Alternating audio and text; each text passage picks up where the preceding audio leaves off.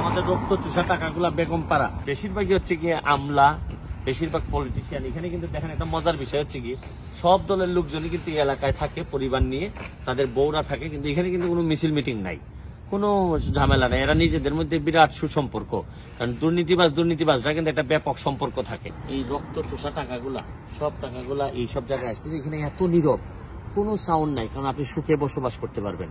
কারণ এত লুটের টাকা আপনি কি করবেন, এরকম জায়গায় তো কিনবেন। আপনি দুই সাইডেই দেখেন, গড়গুলা দেখেন।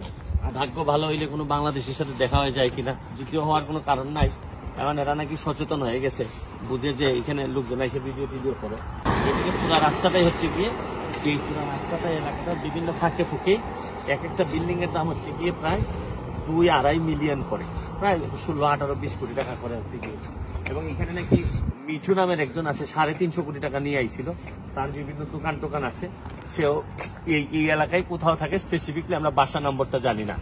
তো এরকম বেশিরভাগই হচ্ছে গিয়ে আমলা, বেশিরভাগ পলিটিশিয়ান। এখানে কিন্তু দেখেন একটা মজার বিষয় হচ্ছে কি, সব দলের লোকজনই কিন্তু এই এলাকায় থাকে, পরিবার নিয়ে তাদের বউরা থাকে, কিন্তু এখানে কিন্তু কোনো মিছিল মিটিং নাই, কোনো ঝামেলা নাই। এরা নিজেদের মধ্যে বিরাট সুসম্পর্ক, কারণ দুর্নীতিবাজরা কিন্তু একটা ব্যাপক সম্পর্ক থাকে। এটা আমি আপনাদেরকে একটু দেখাইতে চাই।